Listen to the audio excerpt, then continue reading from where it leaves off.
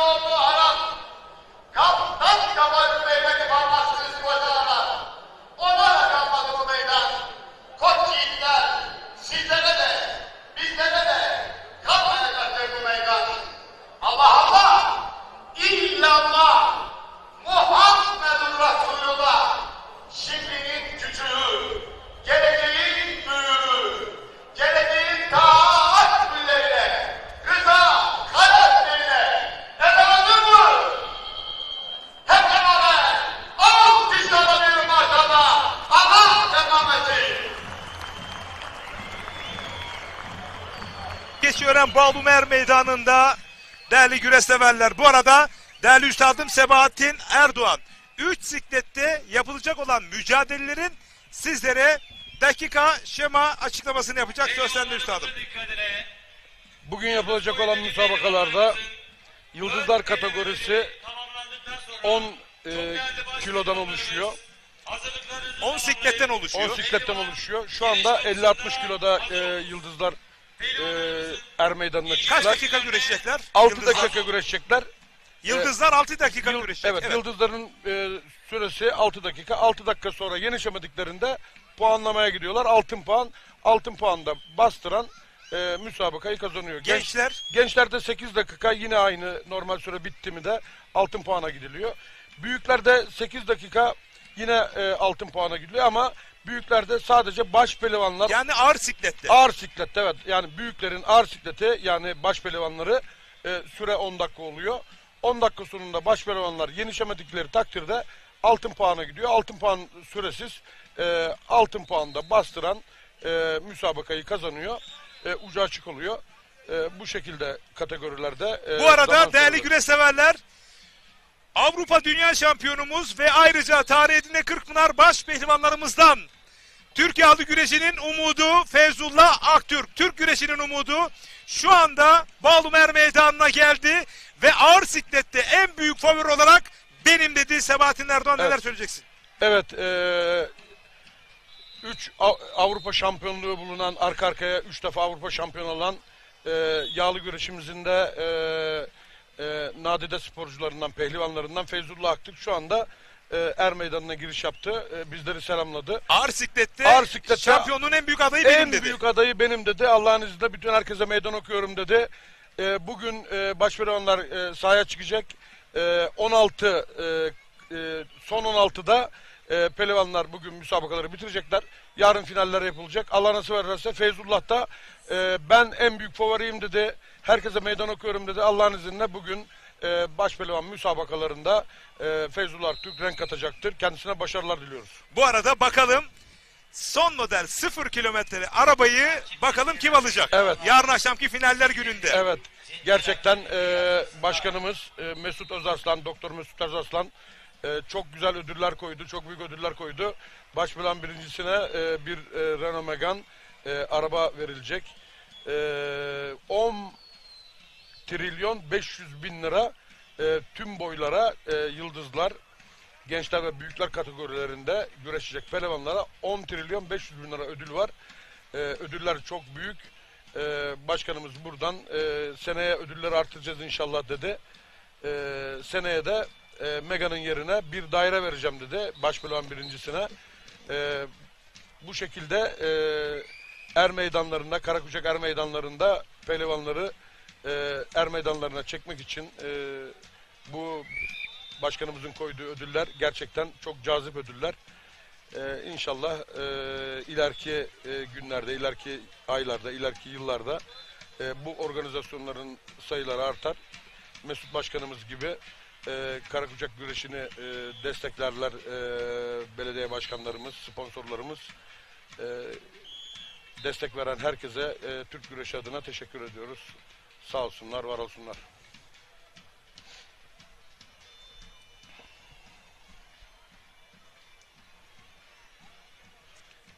Değerli güreş severler, şu anda Yıldızlar kategorisinde 50-60 kilo müsabakaları yapılıyor. Bunlar Yıldızların ilk sikleti oluyor. Şu anda müsabakalar kıran kırana devam ediyor. Güreşin süresi 6 dakika. 6 dakika sonunda yenişemeyen pehlivanlar altın puana gidiyorlar.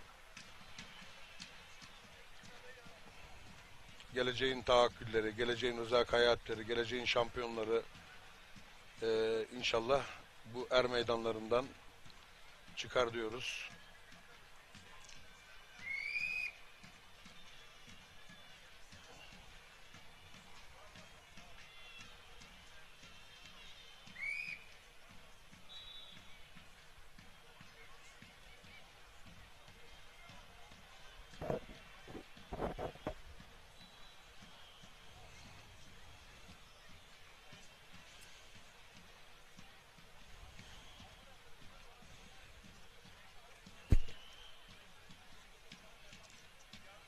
Karakucak güreşi değerli güreş severler aynı minder güreşinin aynısı. Sadece minderde mayolan güreşiyorsunuz. Burada pırpıtlar var. Pırpıtlarla güreş yapılıyor Karakucak güreşinde. Kuru oluyor tabi güreş. Ama minderde uygulanan tekniklerin tamamı Karakucak güreşinde uygulanıyor. Tabi yağlıda yapılan teknikler de bazı teknikler burada uygulanabilir. Mesela pehlivanlar pırpıtla güreştikleri için pırpıt aynı kısmet şeklinde. Burada mesela yağlıda uygulanan tekniklerin çoğu burada da yapılabilir yani. Çünkü paçadan tutuyorsunuz, kasnaktan tutuyorsunuz. Bir nevi yağlı güreşi andırıyor ama tabii yağsız kuru oluyor bu. Bu şekilde pehlivanlar yağlıdaki bazı teknikleri de burada uygulayabilme şansını buluyorlar. Değerli güreş severler. Kıran kırana şu anda devam ediyor. Yıldızların 50-60 kilo müsabakaları. Mutlak surette yeter hakemliğine isimlerinizi yazdırınız. Rakiplerini gelen tüm pehlivanlarımız mutlak surette yeter hakemliğine isimlerinizi yazdırınız.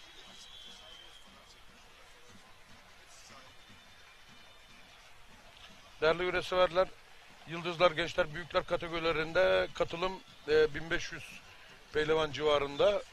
Demin başkanımız, Mesut Başkanımız da bunu belirtti. 1500 civarında pehlivan kayıt yaptırdı.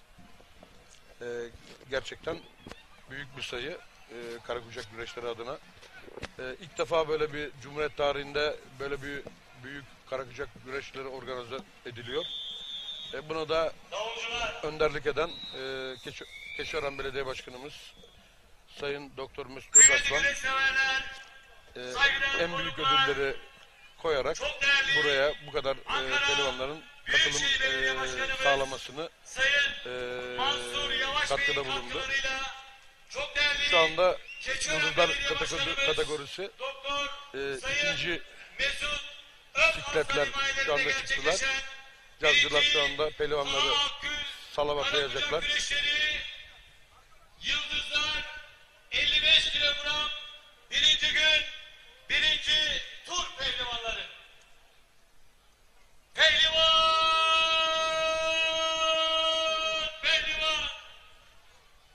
Avrupa sarayları yıkıldı oldu Arap. Kaptan kafa hükmetti parmaksız koca Arap. Boyunu ölçtüler. Geldi 12 arşın. Kemerini biçtiler. Geldi 4 arşın. Pehlivanım. Ona bile kalmayan bu meydan. Sizde de bizde de kalmayacak pehlivan. Allah Allah. İllallah. Muhammedur Resulullah. Kurban olurum o güzel ellerinize. Geleceğin olimpiyat Avrupa şampiyonlarına hep beraber alkışlarla diyelim maşallah. Hadi aslanlar, Allah devam versin.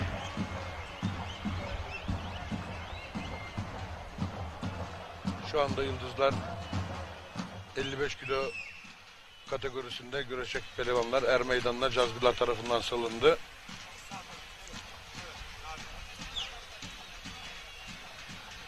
Pehlivanlar peşreflerini çekiyorlar.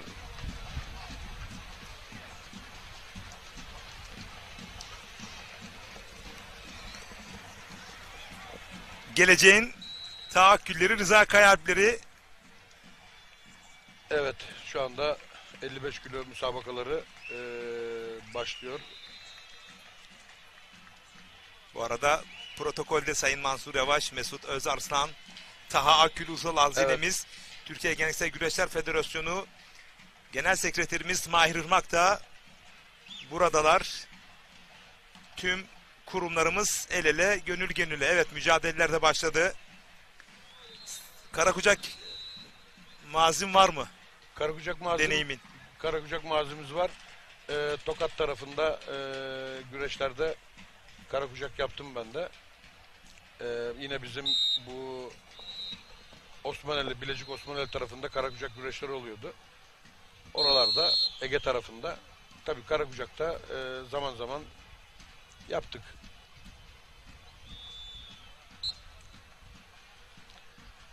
Zaten iyi bir pehlivan bütün kategorilerde yani karakucak olsun, yağlı olsun hepsini yapar yani. Pehlivan olan iyi bir pehlivan bütün güreşleri karakucağı olsun, yağlısı olsun, grekosu olsun, abası, şalvarı hepsini yapabilir. Yetenekli olan. 4'te ekran yapabiliriz değerli yönetmenim. Daha net olacak gibi. Bu arada değerli güreş severler, Ekin Türk TV, World Türk TV, Nokta TV, Kanal 58, TV 264. Birçok TV kanalımız ortak canlı yayın ağındayız. Tekrar ediyorum. Nokta TV, Ekin Türk TV, World Türk TV, Doğa Türk TV, Kanal 58 TV, TV 264 ve ayrıca sosyal medya portallarımızda da ortak canlı yayın ağındayız. Hemen sizlere sosyal medya ağındaki adresimizi söyleyelim.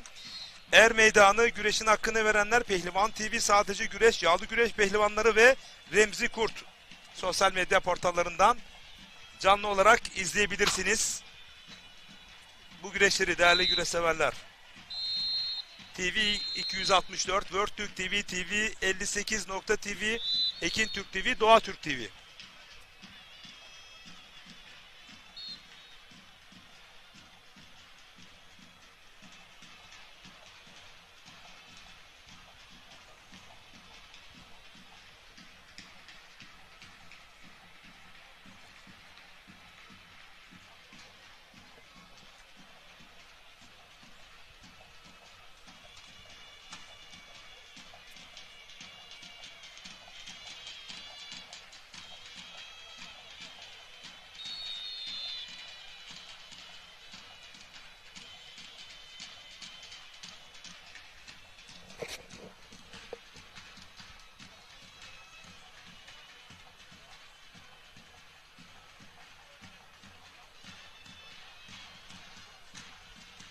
Değerli güreş severler, şu anda davullarda ahenkli şekilde çalıyorlar, zurnalar çalıyor, davullar vuruyor. Karakucak güreşlerinde davullar genelde Köroğlu çalarlar, Köroğlu çalıyorlar şu anda. Yağlı güreşte de İç Anadolu bölgesinde daha çok bu hava çalınıyor, Köroğlu havası. Yağlısı, Karakucak'ta genelde bu hava çalınıyor. Tabi Ege, Marmara, Akdeniz bölgesinde de davullar Kırkpınar güreş havası çalıyorlar genelde. Bu şekilde Karakucak'taki Köroğlu geleneği bu şekilde yaşatılıyor.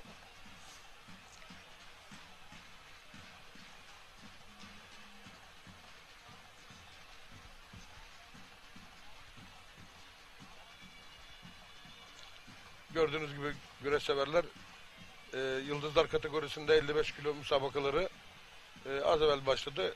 Kısa bir sürede sonuçlanıyor. Demin hemen hemen 20 çifte yakın pehlivan salındı. Bakın şu anda iki çift pehlivan kaldı sahada.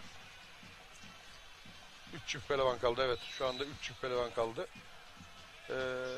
Aynı minder gibi çok kısa bir sürede güreşler nihayete eriyor.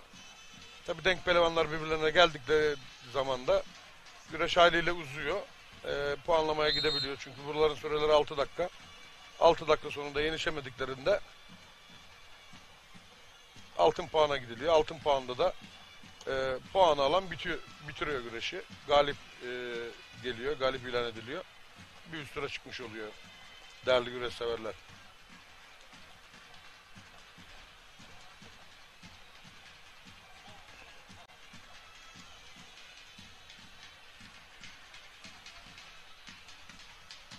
İnşallah Keçiören Belediye Başkanı Sayın Mesut Özarslan, Sayın Doktor Mesut Özarslan himayelerinde yapılan 1. Tahakkül Karakucak güreşleri hayırlara vesile olur.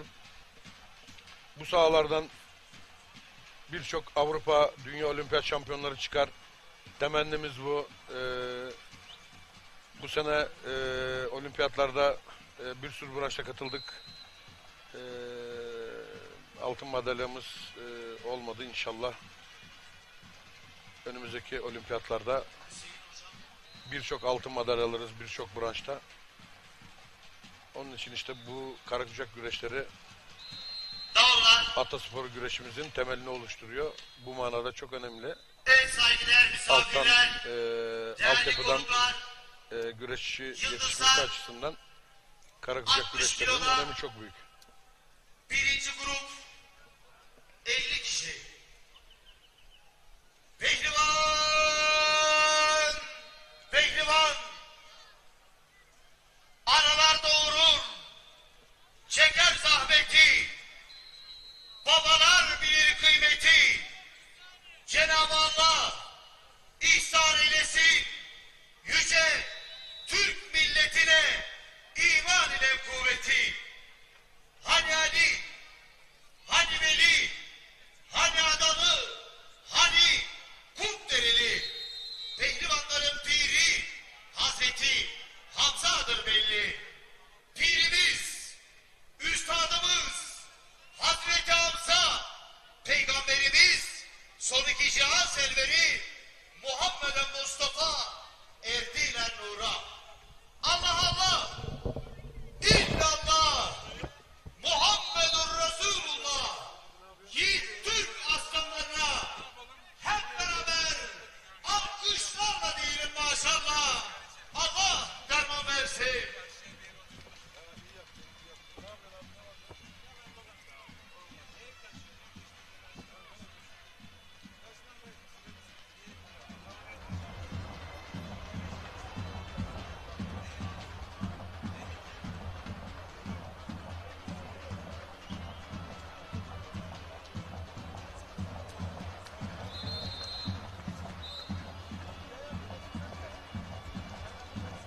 Yıldızlar 60 kiloda. Pehlivan Enes Çetin çok acele her meydanda.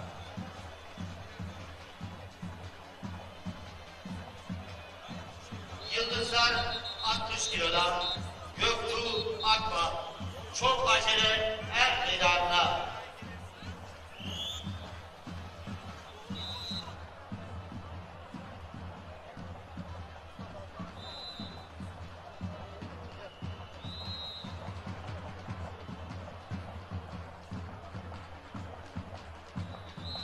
Rakiplerini yenen pehlivanlar cetvel hakemliğini isimle bir yazısınlar.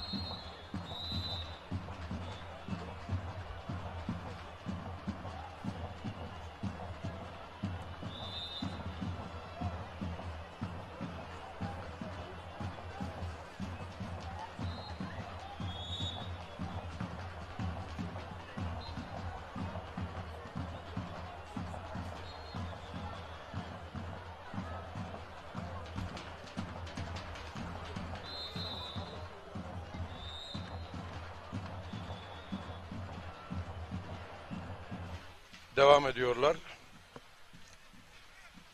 Ankara Bağlum Şehit Hüseyin Demirtaş Er Meydanı'nda şu anda kıran kırana karakücek müsabakaları devam ediyor değerli güreş severler.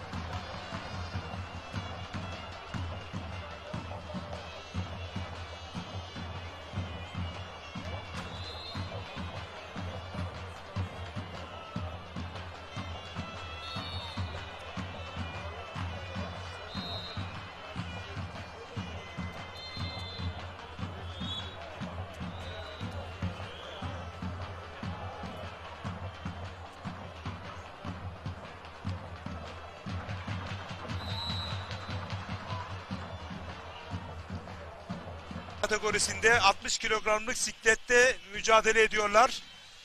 Daha sonra bu sikletler bittiğinde gençler kategorisi başlayacak ve daha sonra da büyükleri izleyeceksiniz değerli güreş severler.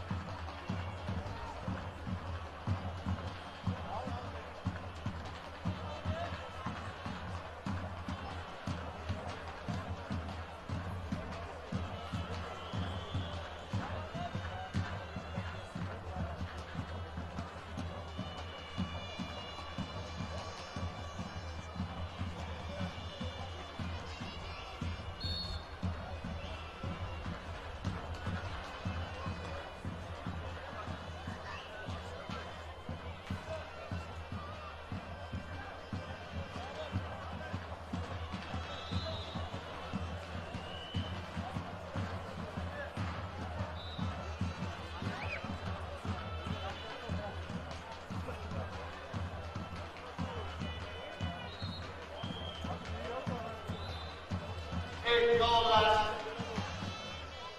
Evet saygıdeğer misafirler, değerli konuklar. Yıldızlar 75-80 kilo birinci tur müsabakaları. Pehlivanlar kolları bağlayalım. Pehlivan,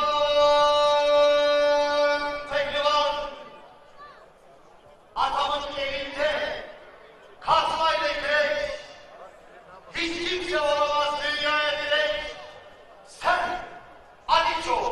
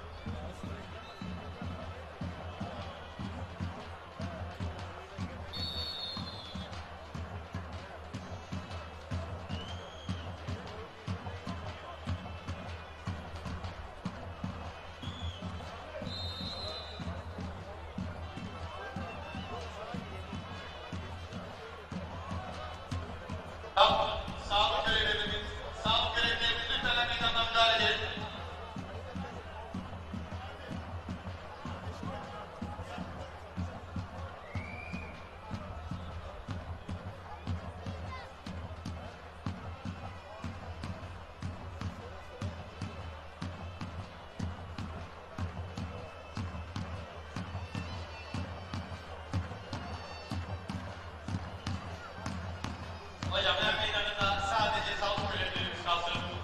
Lütfen her meydanda boşaltalım. Sadece sağlık görevlilerimiz kalsın.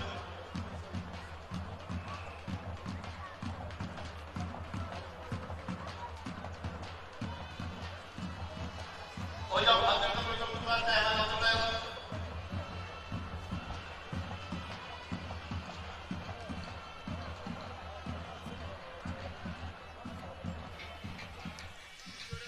Evet değerli güreş severler, biz kısa bir reklam arası veriyoruz. Daha sonra tekrar ortak canlı yayın ağında birlikte olacağız. ekintürktv.tv, TV58, World Türk TV, TV264 ve Doğa Türk TV sosyal medya canlı yayınımız devam edecek. Kısa bir reklam arası, daha sonra tekrar Ankara Keçiören Bağlumer Meydanı'nda birlikte olacağız. Bizden ayrılmayın.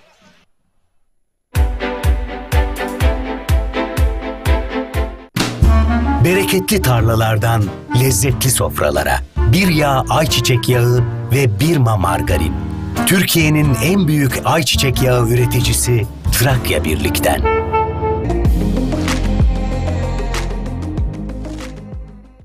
Efendim herkese merhabalar. Şu anda bizler Tekirdağ Malkara Çimendere mahallesindeyiz. Yepyeni bir proje, imarlı proje isteyenler için sizlere bu projeyi çıkarttık. Evet, şu anda üzerinde bulunduğum ana asfalt, evet, Malkara'dan gelen ana asfalt ve buraya Malkara OSB bölgesi, organize sanayi bölgesi 10 dakika uzaklıkta, Malkara merkezde 20 dakika uzaklıkta. Burası Malkara merkeze bağlı bir mahalle. Eskiden köymüş, şimdi Çimendere mahallesi. Ben böyle köy hayatını özledim ama tamamen de köy olmasın, mahalle statüsünde olsun, ev yapabileyim diyenler için bu projeyi oluşturduk. Burada 13 tane parselimiz var. Her bir parselimiz 392 metrekare. Her birisi 392 metrekare ve %25 imarlı. Tekrar ediyorum, burası Tekirdağ Malkara Çimendere mahallesi. Drone görüntülerinde gördünüz. Hemen yanı başı ana asfalt, asfalt yol. Sonrasında arazimizi şimdi göstereceğiz, tam içeriğini. Geldiğiniz zaman zaten bizleri algılayacaksınız. Ve etrafında evler var. Gerçekten güzel bir köy havası, güzel bir hava var. Güzel bir oksijeni, güzel hava. Ağaçlar, etrafında evler. Yani bu demek oluyor ki bakın hemen arazimizin bir diğer ucunda 10 metre ilerisinde bir ev var orada. 2 katlı ev var. Sizler de bir köy hayatı yaşamak istiyorsanız, hafta sonları geleyim ben kafamı dinleyeyim diyorsanız imarlı bölgedir. Bunu söylüyorum. Ana asfalta cephe, Malkara Çimendere mahallesinde 392 metrekare parsellerimiz 13 kişi için satışa hazır. Ekin gayrimenkul olarak etrafında evler var, camisi var. Organize sanayi bölgesine, evet, dediğim gibi 10 dakika mesafede. Şöyle biraz ilerleyelim. Bakın ileride üst geçidi göreceksiniz. Hemen çok ileride karşıda, zaten drone görüntülerinde mutlaka görmüşsünüzdür. Buradan ana yolu görebiliyorsunuz, otoban bölgesini. OSB'ye yakın, Malkara'ya yakın ve imarlı bir bölge. Her bir parsel 392 metrekare. Evet, bu parsellerin fiyatı ne kadar diyeceksiniz? Güzel bir kampanya, özel bir kampanya. Bu parseller 529 bin değil, imarlı olmasına rağmen kısa süreliğine 479 bin TL. Evet, yanlış duymadınız. 529 bin değil, kısa süreliğine 13 parselimiz var. 479 bin TL. Evet, arabalar geçiyor, görüyorsunuz. Burası dediğim gibi ana asfalt. Şimdi telefon numaramızı veriyorum. Hafta sonları servisimiz var. Serviste bizzati bizler geleceğiz. Bizler sunumumuzu yapacağız. Geldiğimiz zaman buradaki beton direkleri, parsel arası direklerini göreceksiniz. Yine söylüyorum, elektrik su sorunu yok. Şebeke suyudur, elektriği mevcuttur. İstediğiniz zaman hemen %25 olarak 2,5 kat inşaatınızı başlayabilirsiniz değerli izleyenler. Ekran altında numaramız var, ben tekrar ediyorum. 0212 594 4 594 0212 594 4 594. Çağrı atmanız yeterli. Unutmayın, bizlerde proje çok. Evet, hangi projeye dahil olmak istiyorsanız, hangi yeri görmek istiyorsanız çağrı merkezinde bulunan müşteri temsilcimize ne yapacaksınız? Bölgenizi, hangi reklamı izlediyseniz onu görmek istediğinizi belirteceksiniz. Kaç kişi gelecekseniz onu belirteceksiniz. Cumartesi ve pazar Beylikdüzü'nde ofisimizden saat 10'da ve 11'de servisimiz kalkıyor. Hangi servisi arzu ediyorsanız, vakit önemli olduğu için yapmanız gereken onu da dile getirmek. Arayın, isminizi, soy isminizi, kaç kişi geleceğinizi söyleyin, gerisini bize bırakın. 529 bin TL değil, 392 metrekare imarlı parsellerimiz kısa süreliğine 479.000 TL. Geç kalmayın. Son kez numaramızı veriyorum. 0212 594 4 594 0212 594 4 594. Hadi bakalım, hayırlı olsun şimdiden, mutlu günler diliyorum. Efendim herkese merhabalar. Şu anda bizler Tekirdağ Malkara Çimendere mahallesindeyiz. Yepyeni bir proje, imarlı proje isteyenler için sizlere bu projeyi çıkarttık. Evet, şu anda üzerinde bulunduğum ana asfalt, evet, Malkara'dan gelen ana asfalt ve buraya Malkara OSB bölgesi, organize sanayi bölgesi 10 dakika uzaklıkta, Malkara merkezde 20 dakika uzaklıkta. Burası Malkara merkeze bağlı bir mahalle. Eskiden köymüş, şimdi Çimendere mahallesi. Ben böyle köy hayatını özledim ama tamamen de köy olmasın, mahalle statüsünde olsun, ev yapabileyim diyenler için bu projeyi oluşturduk. Burada 13 tane parselimiz var. Her bir parselimiz 392 metrekare. Her birisi 392 metrekare ve %25 imarlı. Tekrar ediyorum, burası Tekirdağ Malkara Çimendere mahallesi. Drone görüntülerinde gördünüz. Hemen yanı başı ana asfalt yol. Sonrasında arazimizi şimdi göstereceğiz, tam içeriğini. Geldiğiniz zaman zaten bizleri algılayacaksınız. Ve etrafında evler var. Gerçekten güzel bir köy havası, güzel bir hava var. Güzel bir oksijeni, güzel hava. Ağaçlar, etrafında evler. Yani bu demek oluyor ki, bakın hemen arazimizin bir diğer ucunda 10 metre ilerisinde bir ev var orada. 2 katlı ev var. Sizler de bir köy hayatı yaşamak istiyorsanız, hafta sonları geleyim ben kafamı dinleyeyim diyorsanız, imarlı bölgedir, bunu söylüyorum. Ana asfalta cephe, Malkara Çimendere mahallesinde 392 metrekare parsellerimiz 13 kişi için satışa hazır. Ekin gayrimenkul olarak etrafında evler var, camisi var. Organize sanayi bölgesine, evet, dediğim gibi 10 dakika mesafede. Şöyle biraz ilerleyelim. Bakın ileride üst geçidi göreceksiniz. Hemen çok ileride, karşıda, zaten drone görüntülerinde mutlaka görmüşsünüzdür. Buradan ana yolu görebiliyorsunuz, otoban bölgesini. OSB'ye yakın, Malkara'ya yakın ve imarlı bir bölge. Her bir parsel 392 metrekare. Evet, bu parsellerin fiyatı ne kadar diyeceksiniz? Güzel bir kampanya, özel bir kampanya. Bu parseller 529.000 değil, imarlı olmasına rağmen kısa süreliğine 479.000 TL. Evet, yanlış duymadınız. 529.000 değil, kısa süreliğine 13 parselimiz var. 479.000 TL. Evet, arabalar geçiyor, görüyorsunuz. Burası dediğim gibi ana asfalt. Şimdi telefon numaramızı veriyorum. Hafta sonları servisimiz var. Serviste bizzat bizler geleceğiz. Bizler sunumumuzu yapacağız. Geldiğimiz zaman buradaki beton direkleri, parsel arası direklerini göreceksiniz. Yine söylüyorum, elektrik, su sorunu yok. Şebeke suyudur, elektriği mevcuttur. İstediğiniz zaman hemen %25 olarak 2,5 kat inşaatınızı başlayabilirsiniz değerli izleyenler. Ekran altında numaramız var, ben tekrar ediyorum. 0212 594 4 594 0212 594 4 594. Çağrı atmanız yeterli. Unutmayın, bizlerde proje çok. Evet, hangi projeye dahil olmak istiyorsanız, hangi yeri görmek istiyorsanız çağrı merkezinde bulunan müşteri temsilcimize ne yapacaksınız? Bölgenizi, hangi reklamı izlediyseniz onu görmek istediğinizi belirteceksiniz. Kaç kişi gelecekseniz onu belirteceksiniz. Cumartesi ve pazar Beylikdüzü'nde ofisimizden saat 10'da ve 11'de servisimiz kalkıyor. Hangi servisi arzu ediyorsanız, vakit önemli olduğu için yapmanız gereken onu da dile getirmek.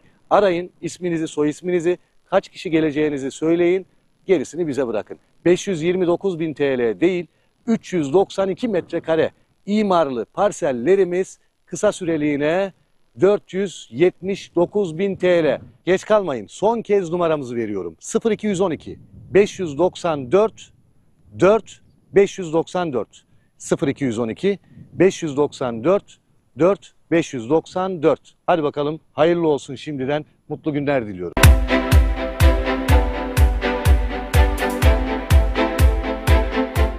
Vay bu ne sitemdir. Geçtim dünya üzerinden, güle minnet eyremem. Daha senden gayrı aşık mı yoktur? Ötme bülbül ötme, şen değil bak. Uyu esmer el bir aman. Hele yar yar sarhoş. Yok tellino tellino vay tellino. Hiç kolay olmadı. Yeniden ayağa kalkmak. Memleketin her bir ferdiyle yeniden başlamak. 45 günde taş üstüne konuyor da kalp kalbe dokunduğunda bir başka. Tam 100 yıl nasıl elini taşın altına koyanların ülkesi olduysak bugün de öyle. Birlikte başardıklarımızla daha da güçleneceğiz. 6 Şubat'ta 14 milyon insanın kalbi 85 milyon insanın göğsünde attı. Türkiye Cumhuriyeti'nin tüm birimleri işte bu inançla depremin açtığı yaraları sarmak için var gücüyle çalışıyor. Biz birlikte Türkiye'yiz. Devlet, millet el ele.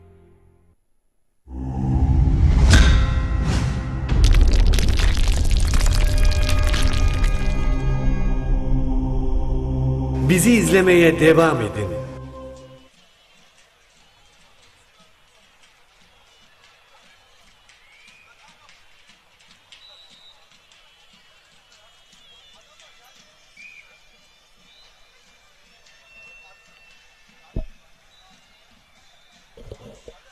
Baş pehlivanlarımız, ön eleme müsabakası yapacak olan baş pehlivanlarımızdan bahsediyorum.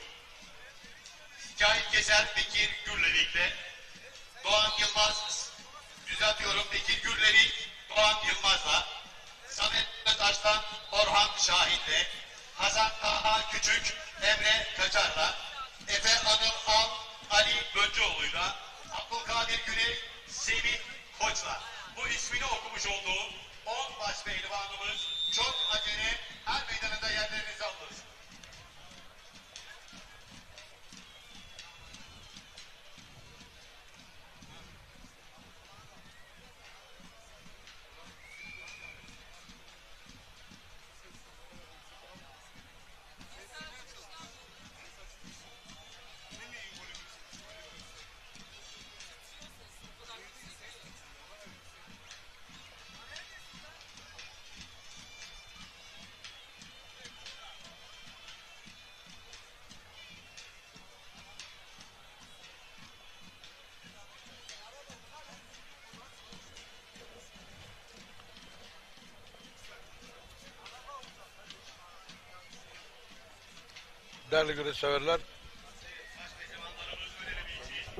Değerli güreşseverler şu anda Yıldızların baş pehlivanları er meydanında güreşiyor. Bir çift pehlivan kaldı şu anda ekranlardan.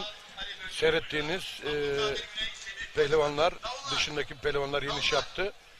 Şu anda ekranlarda gördüğünüz pehlivanlar Yıldızların baş pehlivanların son çifti. Şu anda da baş pehlivanlar, ön eleme turu yapacak olan baş pehlivanlar çayıra çıktılar değerli yönetmenim. Onları ekranlara getireceğiz. Bu müsabakayı da ikiye bölülere getirebiliriz. Şu anda evet ön eleme yapacak olan pehlivanlarımız çayıra çıktılar.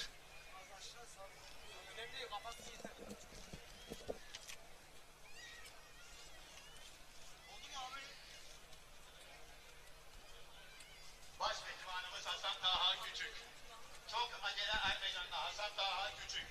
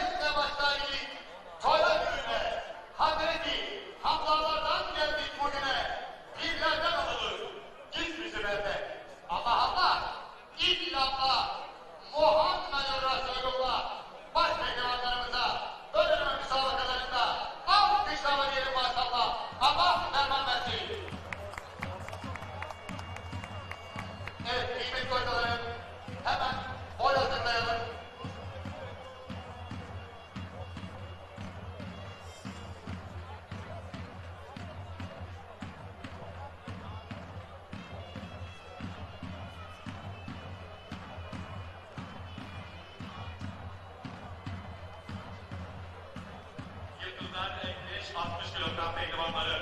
Yıldızlar 55-60 kilogramda rakiplerini yenen pehlivanlar çok acele her meydanında yerlerinizi alın.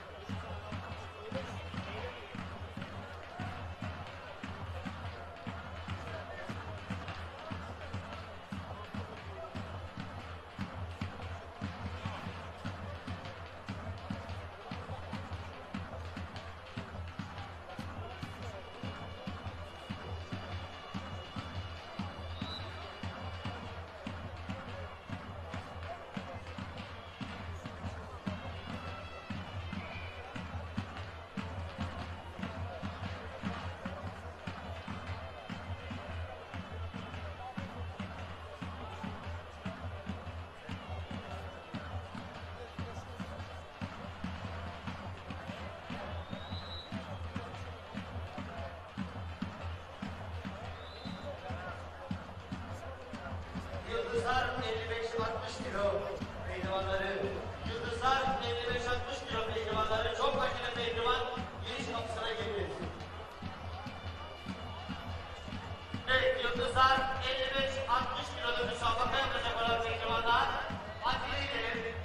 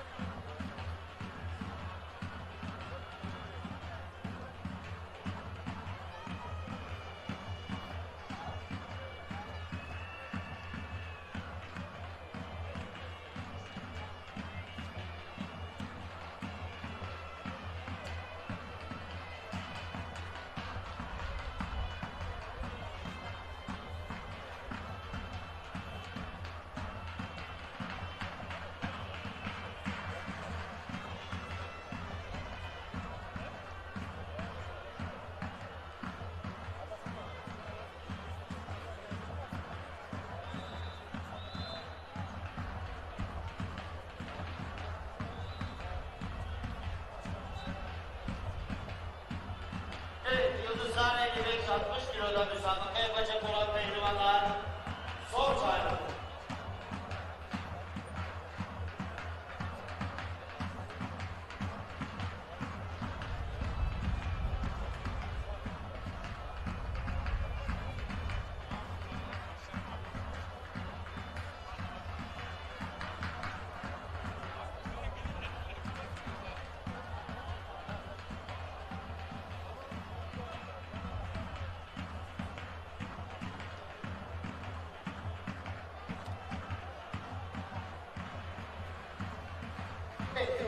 Ve Yıldızlar 55 kiloda müsabaka yapacak olan pehlivanlar çok acele er meydanına.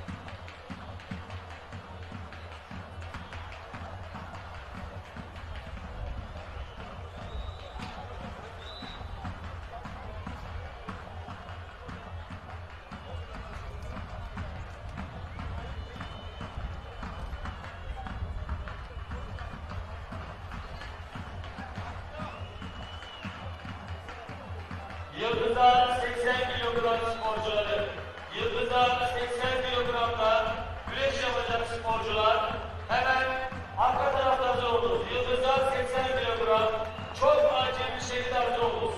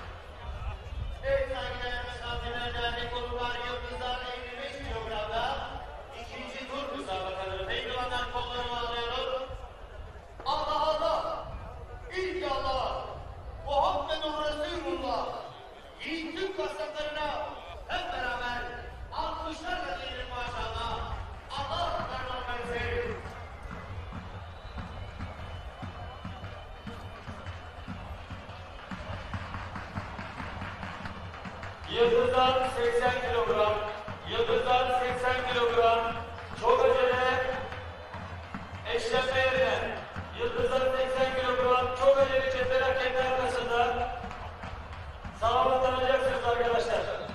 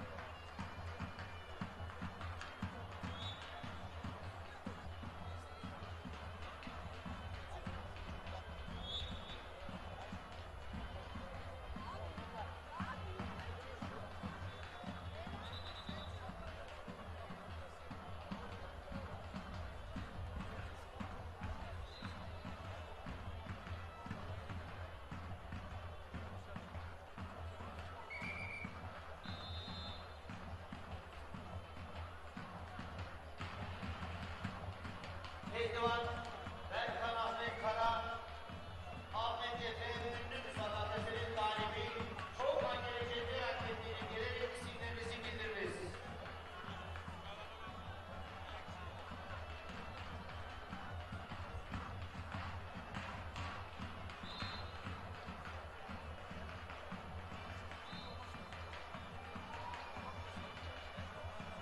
Doğrular. Evet saygıdeğer misafirler, değerli konuklar, güreşler başladığından şu ana kadar her meydanı Keçiören bağlamında pehlivanlarımız kıran kırana müsabakalar yapıyorlar. Siz saygıdeğer misafirlerimizden bir alkış istiyorum pehlivanlara, bir alkış yapalım.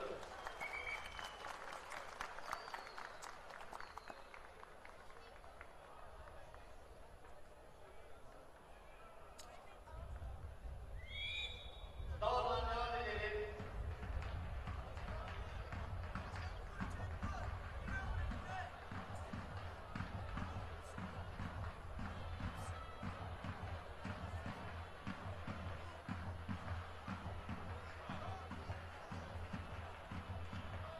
Pehlivanların dikkatine. Yıldızlar boyu 70 kilogram. Yıldızlar boyu 70 kilogram. Çok acele edin hakemin arkasından ne oldu? Yıldızlar boyu 70 kilogram.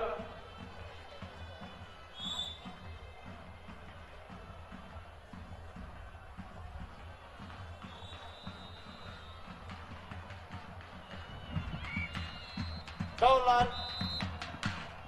Evet saygıdeğer misafirler, değerli konuklar. Yıldızlar 80 kilogramda ikinci tur müsabakaları. Pehlivanlar kolları bağlayalım. Pehlivan, pehlivan. Şarkı oldun, türkü oldun kavalımda sazımda. Semih Koç rakibi Abdülkadir Güney'i altın puan evresinde bastırdı. Evet, ustasının da elini öpmek istiyor. Mütevazı bir pehlivan, centilmen bir pehlivan Semih Koç rakibini bastırarak yendi ve adını bir üstüne yazdırdı değerli dostlar. İllallah, Şu anda Muhammed Resulullah, yiğit Türk aslanlarına Yıldızlar kategorisinin baş pehlivanları Er Meydanı'nda Allah ferman versin. ikinci tur müsabakalarına çıkıyorlar değerli güreşseverler. Cazgır, Şerif Ali Esen Yıldızların baş pehlivanlarını şu anda Er Meydanı'na saldı. Pehlivanlar peşrefle ısınıp değerli güreşseverler müsabakalarına başlayacaklar.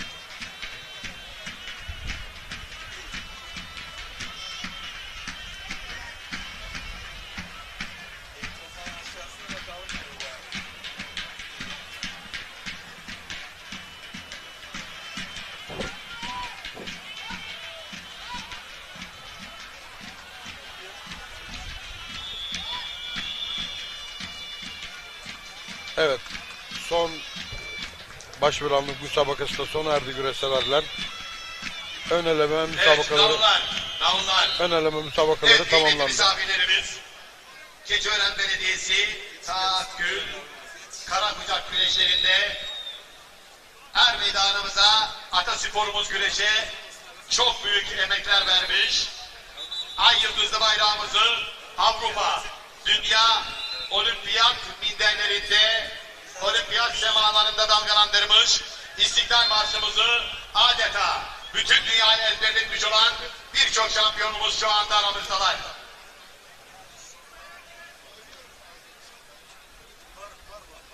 Bu güreşler onun onuruna düzenliyor. 11 kez Avrupa, 3 kez dünya ve olimpiyat şampiyonumuz, milli gururumuz Taha Akgül Er Meydanımızda. Yine 13 kez Avrupa şampiyonu, 5 kez dünya şampiyonu, olimpiyat ikincimiz, milli gururumuz Rıza Kayal Er Meydanımızda. Halter branşında 3 kez olimpiyat şampiyonu olan küçük dev adam Halil Mutlu Er Meydanımızda.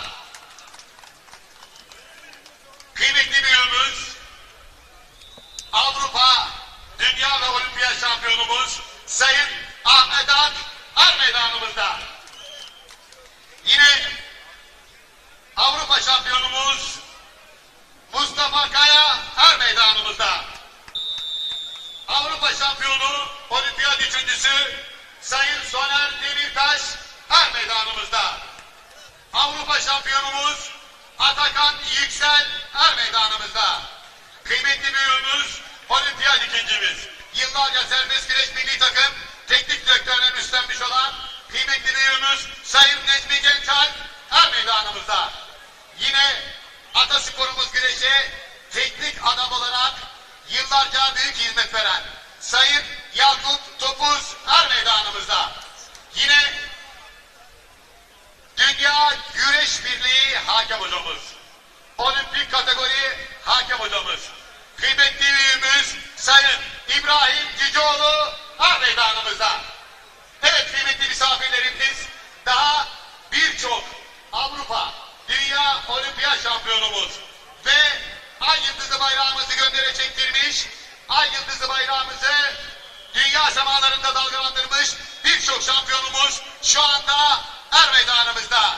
Bizler güreş ailesi olarak siz saygıdeğer misafirlerimizin öpülesi ellerinden atasporumuz güreşe büyük emekler veren kıymetli şampiyonlarımızı, kıymetli hocalarımıza şöyle coşkulu bir alkış istirham ediyoruz. Sağ olsunlar, var olsunlar efendim. Yeter. Değerli güreş severler, cazgırlar er meydanına teşrif eden, şeref veren atasporumuzun Avrupa Dünya Olimpiyat şampiyonlarını, yine halterin efsane ismi 3 olimpiyat altın madalyası bulunan Halil Mutlu, yine bugün onuruna güreşlerin yapıldığı 11 Avrupa, 3 Dünya, 1 Olimpiyat şampiyonluğu bulunan, defalarca ikincilikli düşün, onları saymıyorum zaten. Efsane pehlivan minderin gerçekten dünya minderlerinde ülkemizde altın madalyalar kazandı. Kıymetli güreş severler, saygıdeğer konuklar. Dünyanın en iyi pehlivanlarından tahakkül onuruna bugün güreşler yapılıyor. Yine Aski'den takım arkadaşı 5 evet yine şu dünya, anda meydanımıza 13 Avrupa, tarihi bir Kırkpınar'da olimpiyat ikinciliği bulunan kemer kuşanmış. Grekroman Tarihi Kırkpınar stilindeki 2005 yılı devimiz, baş pehlivanı Şaban Yılmaz er değerli meydanımızda. pehlivanımız Coşkulu Rıza alkışlarımızla Kayap'ta er hoş geldiniz meydanımızda diyoruz. şeref verdiler. Yine bir sürü Evet boyumuz hazırsa pehlivanımız er meydanlarına kıymetli güreş Er severler, meydanlarına- saygıdeğer konuklar. Yıldızlar kategorisi şu anda 65 kilogram yine ikinci atasporumuzun Türk kıymetli pehlivanları. değerleri Pehlivan! birer geliyorlar. Pehlivan! Orta Asya'dan gelir kökümüz. İslamiyet bizim manevi gücümüz. Kanuniler, Fatihler, Alperenler, Alparslanlar, Mustafa Kemaller, tarih süsümüz. Askeriz bu vatana, ölürüz bu vatana. Çünkü Türk oğlu Türk'üz biz. Allah Allah! İllallah! Muhammedur Resulullah! Yiğit Türk aslanlarına alkışlarla diyelim maşallah. Haydi aslanlar! Allah derman versin. Yine yıldızlar kategorilerinde 65 kilo müsabakalarını yapacak pehlivanlarımız, 60 kilo müsabakalarını yapacak pehlivanlarımız cazgırlar tarafından salavatlanarak er meydanında şu anda teşriflerini çekiyor değerli güreş severler.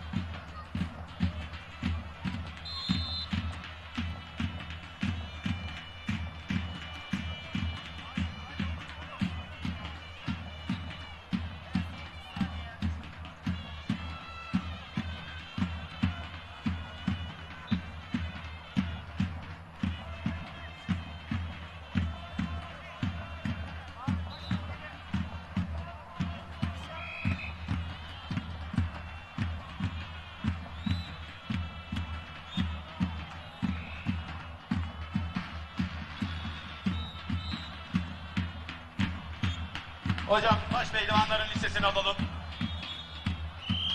Muhammed hocam. Listeyi alalım. Evet kıymetli baş pehlivanlarımız. Mehter. Hocam buraya. Şuraya. Evet. Baş pehlivanlarımız ikinci tur kurallarınızı çekmek üzere. Lütfen pehlivan giriş kapısında hazır olunuz. Baş pehlivanlar.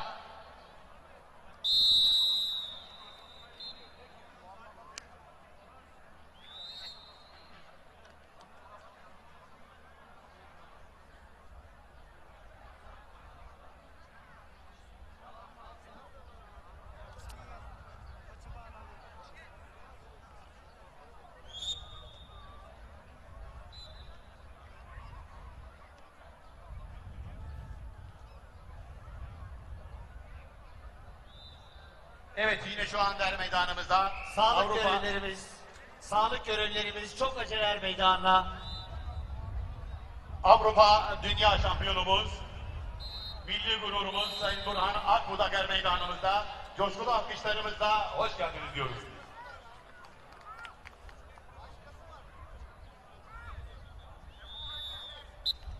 Evet baş pehlivanlarımızın kura çekilmenine nezaret etmek üzere Türkiye Geleneksel Güreşler Federasyonu Merkez Hakem Komite Başkanımız Sayın Zekeriya Afur Beyefendi'yi er meydanına davetini arz ediyorum.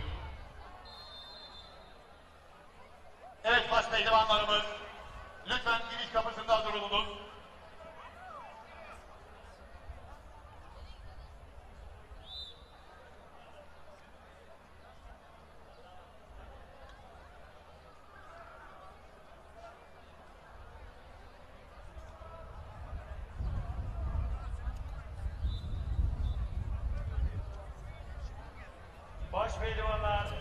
Baş pehlivanlar, kol çiğler, kura çekimlerimiz başlıyor hayırlı aslanlar. Baş pehlivanlar. Evet baş pehlivanlarımız birinci tur kurallarınızı çekmek üzere fırfırtılar giyilmiş, paçalar bağlanmış olarak er meydanı girişinde hazır olunuz baş pehlivanlar. Haydi koçlar.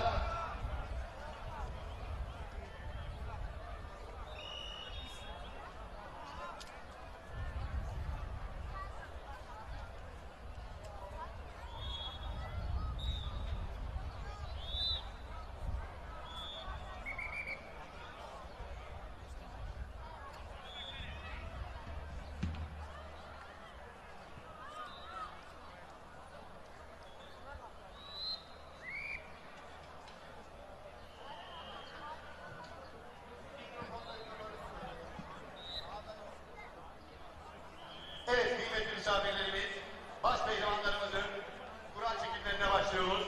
Abdülkadir Güney geliyor. Alfabetik sıraya göre Abdülkadir Güney geliyor. Evet Abdülkadir Güney biraz acele edin pehlivan. Ardından Abdüselam Güngör geliyor.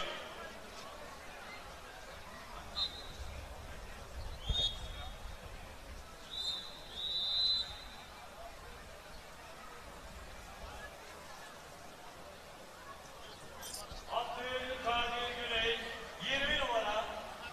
Adil Mısırcı geliyor. Ardından Ahmet İliç geliyor.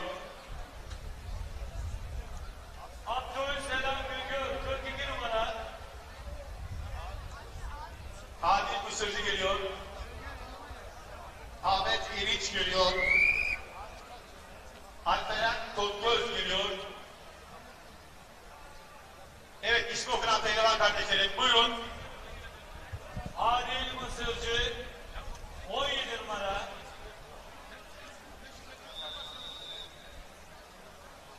Anıl Berkan Kılıçsal'dan geliyor. Alperen 953 numara. Fırat Şahit geliyor. Doğan Uzun geliyor.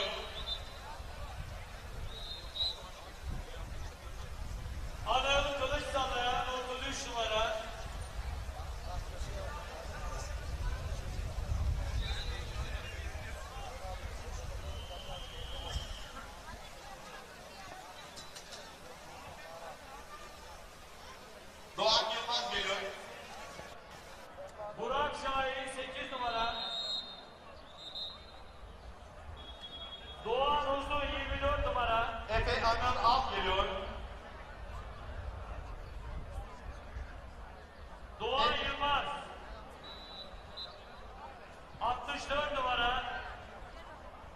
Atabey geliyor.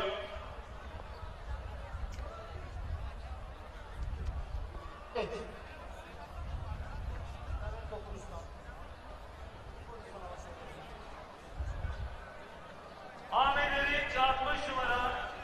Evet, Yıldızlar 70 kilogramda ikinci tur müsabakaları. Allah Allah, illallah. Muhammedur Resulullah yiğit Türk aslanlarına alkışlama diyelim maşallah. Allah terfan versin. Efe Atabey 27 numara.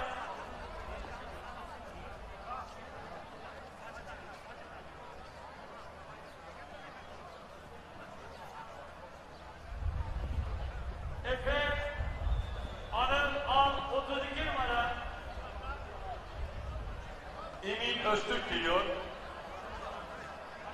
Emirhan Kılıç geliyor.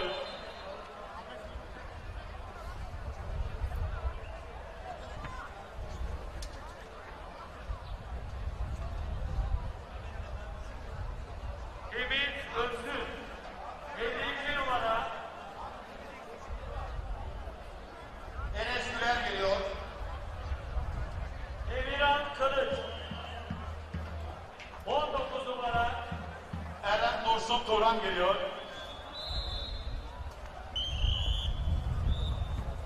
Evet, Enes Güler.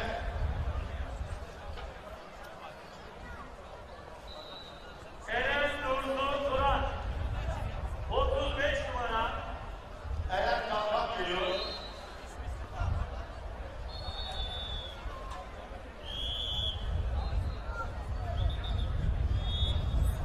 Enes Güler 10 numara. Fatih Kambur geliyor. Eren Kalkan 49 numara. Fatih Önvermez geliyor. Fatih Kambur 46 numara. Fatih Sayın geliyor. Fatih Ömermez 14 numara. Fatih Yaşarlı geliyor.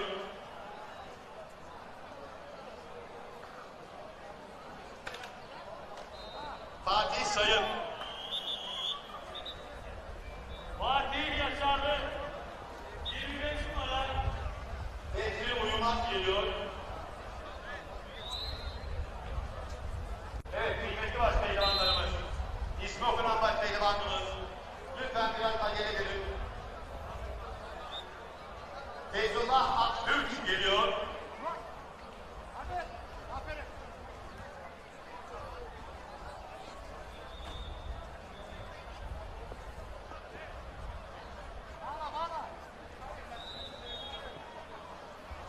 Hasan Taha Küçük geliyor.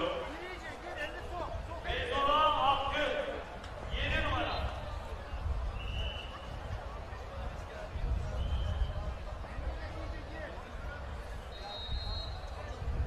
Hüseyin Güvenek geliyor. Hasan Taha Küçük 4 numara. İbrahim Çiftçi geliyor.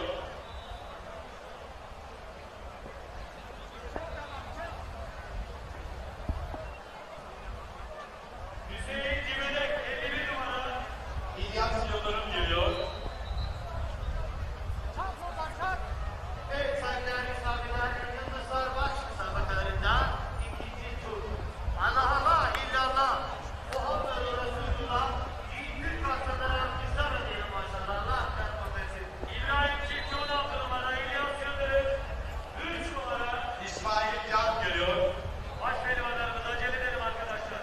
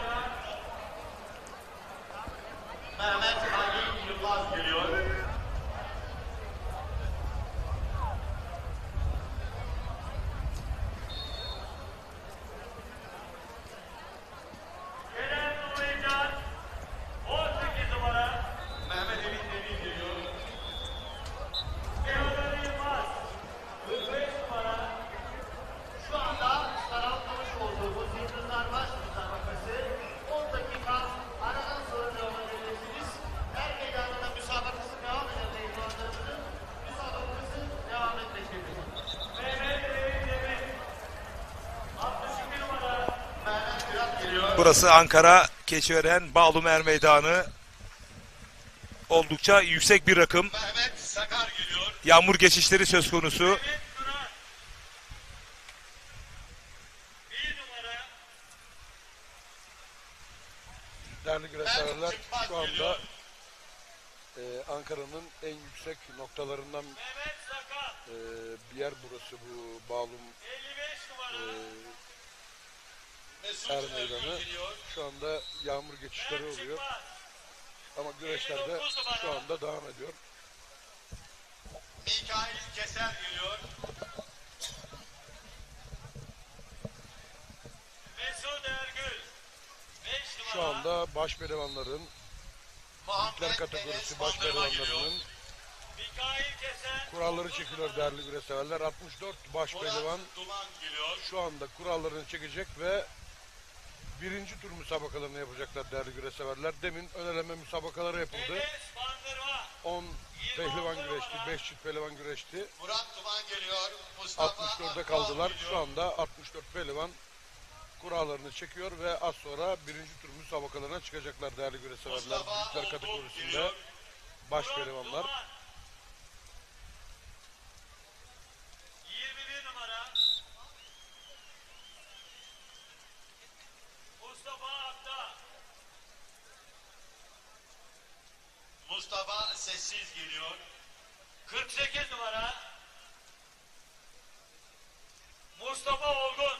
39 numara. Mustafa Tayyip Küçük geliyor. Mustafa Sessiz. 44 numara. Müren Mutlu geliyor.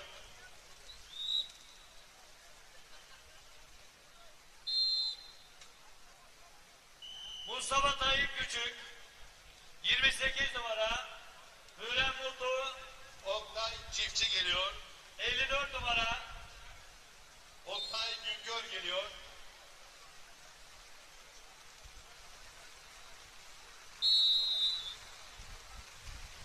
Oktay Çiftçi. 11 numara. Oktay Güngör. 23 numara. Osman Tokgöz geliyor.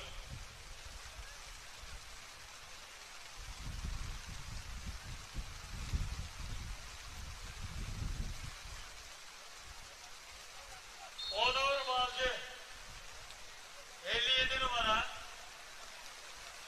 Osman Yahya Dönder geliyor. Osman Tokgöz 13 numara. Osman Yahya Döner Değerli güreşseverler, 6 şu anda numara. Ömer Faruk yağmur Kalender şiddetini geliyor. oldukça arttırdı. Ömer Faruk Kırat geliyor. Bizim naklen yayın kabinimize kadar yağmur şu anda Ömer Faruk Kalender girdi değerli güreşseverler 56 ama numara. Ömer Kırat geliyor. Yıldızlar Ömer Talha kategorisinin Yarar baş geliyor. pehlivanları şu anda ikinci Ömer tur müsabakalarını 40 numara. tamamlamak üzereler. 3 çift pehlivan kaldı. Yıldızlar Mesut Koç kategorisinin geliyor. baş müsabakalarında değerli güreşseverler şu anda gördüğünüz üzere Er Meydanı'nda pehlivanlar müsabakalarına devam ediyorlar değerli güreşseverler. Ömer Talha Yarar 63 numara. Resul Koç geliyor. Rıza Yıldırım geliyor.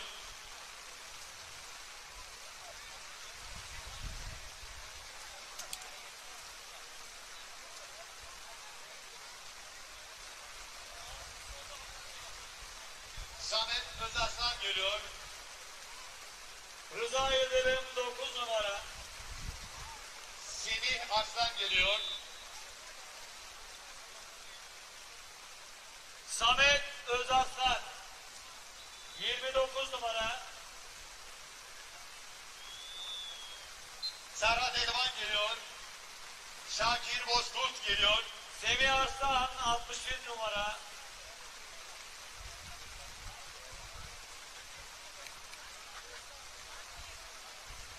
Ferhat Elvan 41 numara. Uysal Özen geliyor. Akil Bozkurt 12. Yakup Yerlikaya geliyor. Uysal Özen 50 numara. Uysal Özen. Yalçın Sözen geliyor. Yakup Yerlikaya 37 numara. Yılmaz Bence geliyor.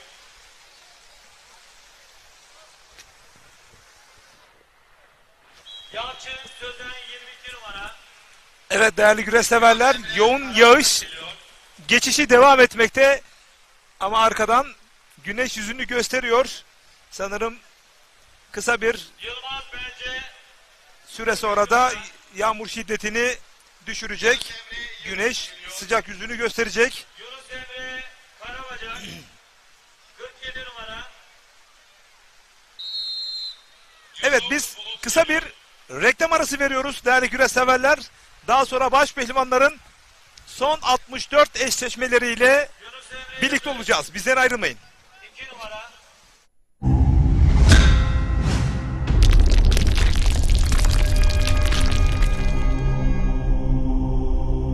Bizi izlemeye devam edin.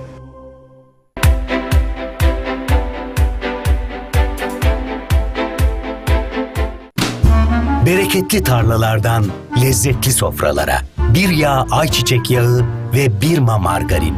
Türkiye'nin en büyük ayçiçek yağı üreticisi Trakya Birlik'ten.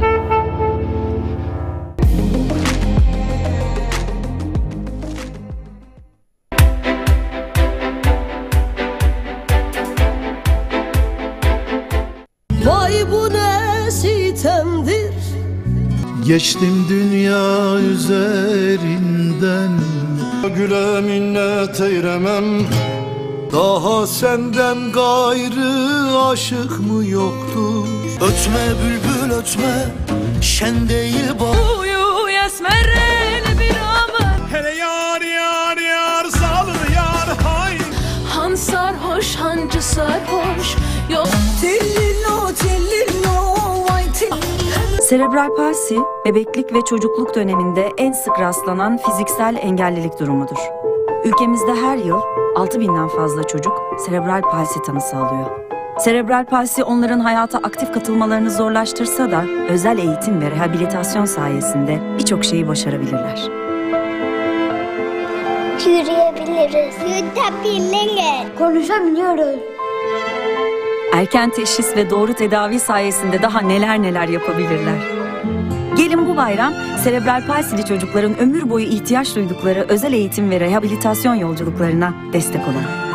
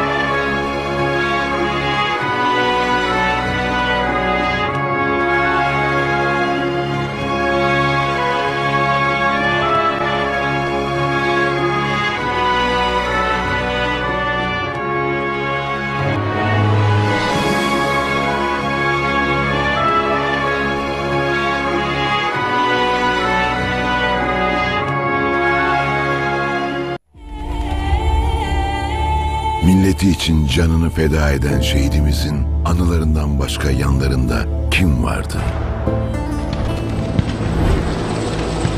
Gazi Yavuz ve Gazi Osman hayata tutunmaya çalışırken yanlarında kim vardı? Şehit kızı Beyza hayallerine ulaşmaya çalışırken yanında kim vardı? Tabii ki siz vardınız. Mehmetçik Vakfı bağışçılarının desteğiyle şehit ailelerine, gazilerimize ve yakınlarına destek olmaya devam ediyor. Emanetlerinin yanındaysa yüce gönüllü milletimiz var. İyi ki varsınız.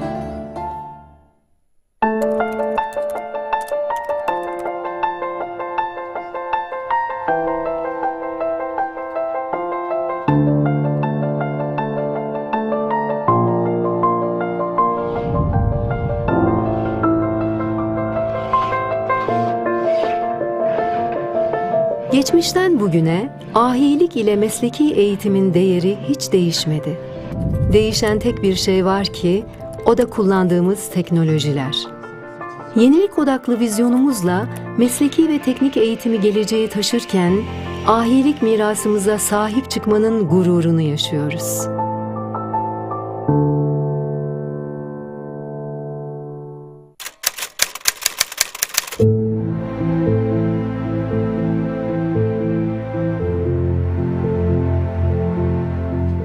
Geçen yıl Şubat ayında Türkiye'nin güney ve güneydoğusunu vuran yıkıcı depremler sayısız can kaybına yol açmanın ve geçim kaynaklarını yok etmenin yanı sıra eşsiz bir kültürel mirasa da büyük zarar verdi. Birleşmiş Milletler Kalkınma Programı bu kültürel mirası yeniden inşa etmeye ve geçmişle bugün arasındaki bağı yeniden kurmaya kararlı. Bu görevde bizi yalnız bırakmayacağınıza inanıyoruz. Gelin bağışlarla bu paha biçilmez kültürel mirası yeniden canlandıralım.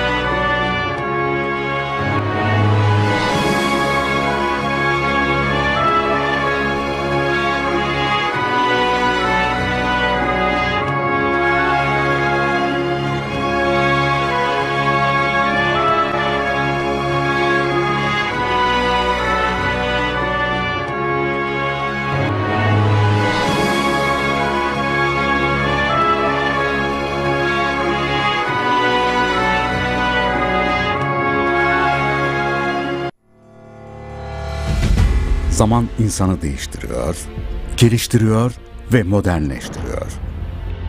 Bazı insanlarsa binlerce yıl önceki hayatta kalma güdüsünü zevke dönüştürüyor. Gücünü ispatlamak uğruna doğanın güzelliklerine ölüm saçıyor. Adına da avcılık diyor.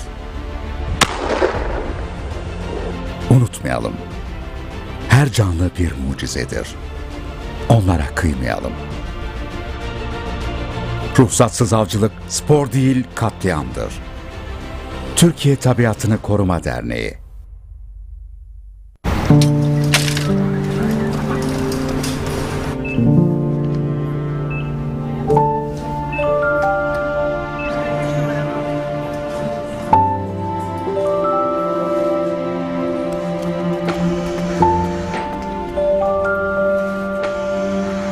Yanındayım demek için uzanan bir el, bazen en güçlü bağın kendisidir. Biz birbirimize candan bağlıyız, birbirimizi hiç tanımasak da. Hadi sen de Kızılay'a kan bağışlayarak kan dostumuz ol. Kan bekleyen milyonları hayata birlikte bağlayalım.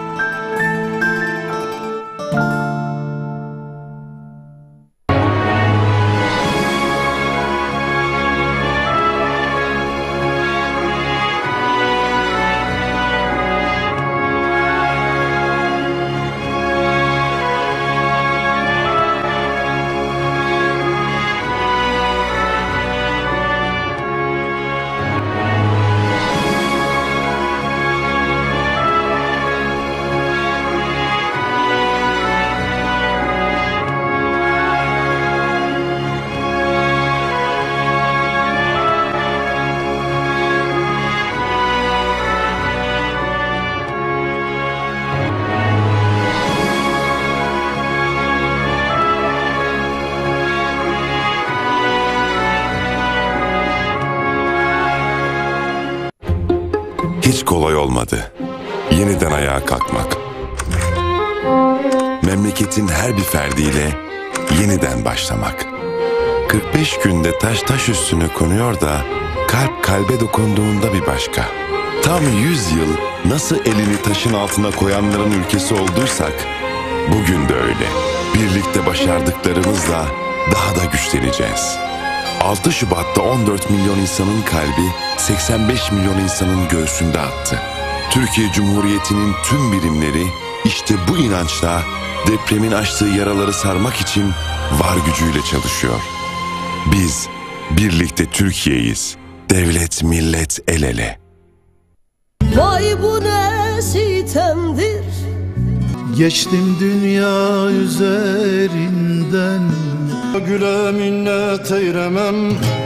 Daha senden gayrı aşık mı yoktur? Ötme bülbül ötme, şen değil bak. Uyu esmerel bir aman. Hele yar yar yar sallı yar hay. Han sarhoş hancı sarhoş. Yok tillilo tillilo vay till. Ömrümü yedik de doymuyor. Bas bas sızım olayım.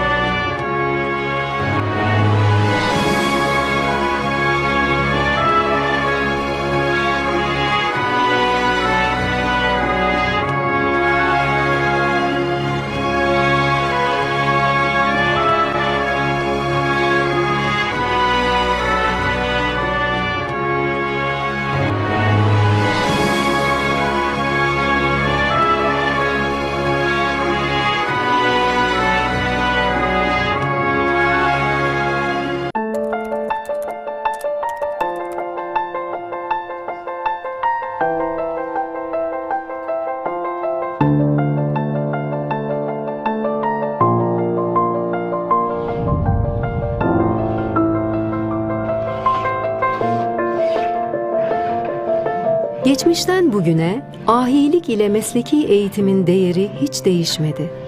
Değişen tek bir şey var ki o da kullandığımız teknolojiler. Yenilik odaklı vizyonumuzla mesleki ve teknik eğitimi geleceğe taşırken ahilik mirasımıza sahip çıkmanın gururunu yaşıyoruz.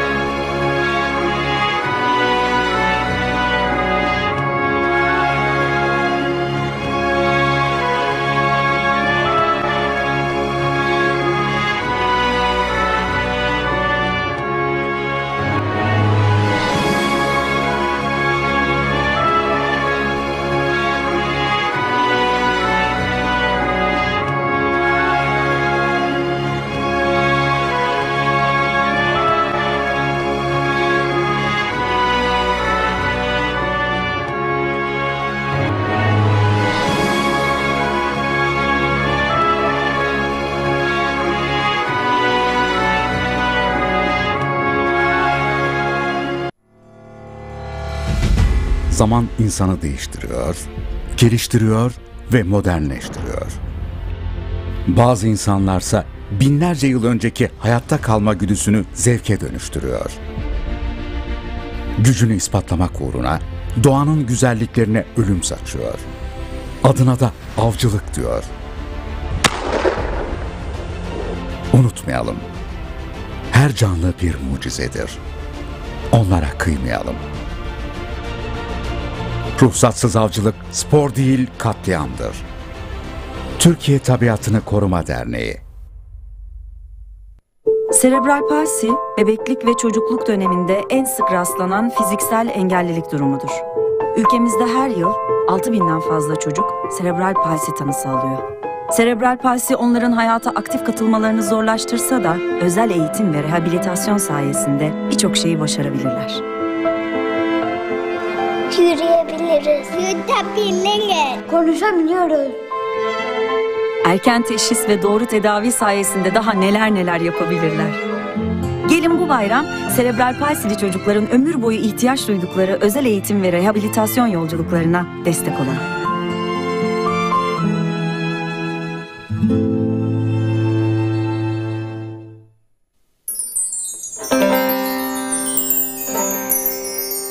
Ne